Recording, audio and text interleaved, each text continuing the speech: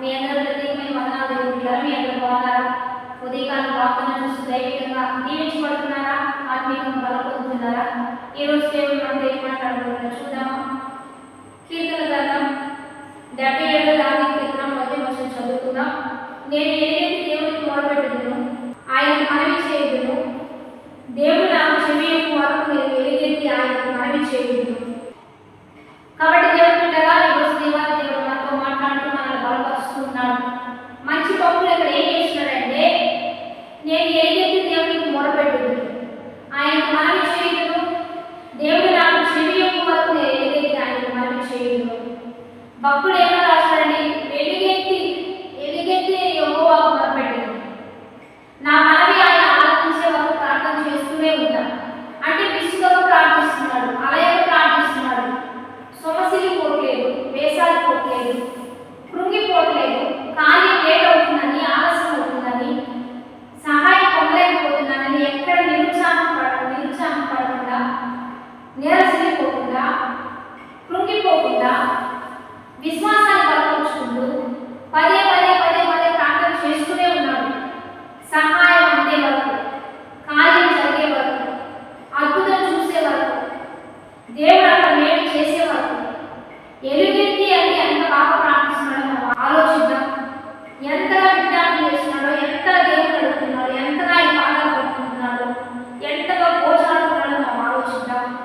ఎందుకంటే ఈ రోజుల్లో ఒక మాట ప్రార్థన చేసి దేవుడు నియమించట్లేదని వేరో మార్గంలో వెళ్ళిపోయే వారిని మనం చాలా చూస్తూ ఉన్నాం.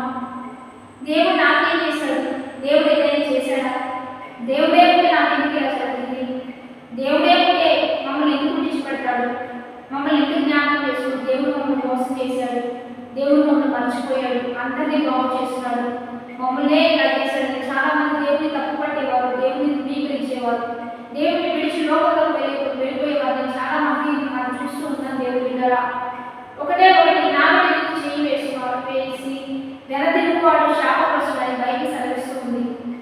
ఎందుకంటే శ్రమ అయిన, శోధన అయిన, ఇంకా ఇబ్బంది అయిన నమ్మకంగా దేవుడిని ఉన్నాడు, యథార్థంగా నడుచుకో, ప్రతి విషయాన్ని దేవుడికి చెప్పు, దేవుడి మీద ఆధారపడు, ప్రతి సమయంలో దేవుడి వైపు చూసుకుంటూ దేవుడు తప్పనిసరిగా ఈ కార్యం జరిగిస్తాడు. తగిన కాలంలో పొంది నిన్ను హెచ్చించే కాలం, ఆ కాలంలో త్వరపెడతాడు ఆయన, సమస్తం సహాయం చేయగలడు ఆయన. ఎందుకంటే నడవలేదు మనము, అనుసరించలే మనము, ప్రార్థించలేదు మనము, ఏది చేయలేక తిరిగి దేవుడే నిందించే శాంతకారంగా చాలా మంది దేవుడిని ప్రక్కన పెట్టేస్తూ ఉంటారు. ఒకటే దేవుని బిడ్డరా, ప్రతి ఉదయకాలం ప్రార్థన, రాత్రికాల ప్రార్థన, ఎల్లవేళలా దైవిక ఆజ్ఞలు బట్టి నడుచుకోవడం మంచి జీవితం. మీరు నడవండి, ఖచ్చితంగా మీరు ఫలించబోతున్నారు, దీవెనకరంగా మారబోతున్నారు. ఇక్కడ దావీదు శ్రమలు వస్తున్నాయి, నిందలు వస్తున్నాయి, శత్రువులు కలుగుతున్నారు, భయంకరమైన నష్టము, హేళన, అవమానం, భయం కలుగుతున్నాయి, విచారాలు వస్తున్నాయి, కృంగిపోతున్నాడు. అయినా పదే పదే మొరపెడుతున్నాడు, అద్భుతంగా దీవించబడ్డాడు. కాబట్టి మనం కూడా ఇదే విధంగా ముందుకు వెళ్దామా? ప్రార్థన చేద్దాం.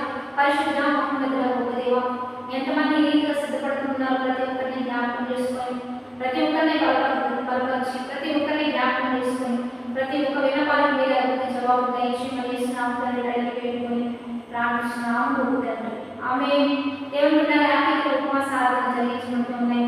ఈరోజు 10వ దినం నుండి సాయంత్రకాలం 6:30 నుంచి 9 గంటల వరకు ఆరాధన జరిగించబడుతూ ఉన్నాయి.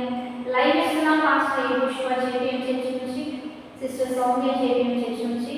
ఈ ఛానల్స్ అన్నీ కూడా మీరు సబ్స్క్రైబ్ చేసుకుంటూ ఉండండి, మరి కలుసుకుంటూ ఉండండి. మరి ఖచ్చితంగా దేవుడు మీకు విడుదల ఇవ్వబోతున్నాడు. ఇది 10వ ఉపవాసాలను 50 దినాలు జరగబోతున్నాయి. ఏప్రిల్ 5 వరకు జరిగించబడబోతున్నాయి. ఇదంతా కలుసుకొని దైవికంగా నిర్మించబడతాం.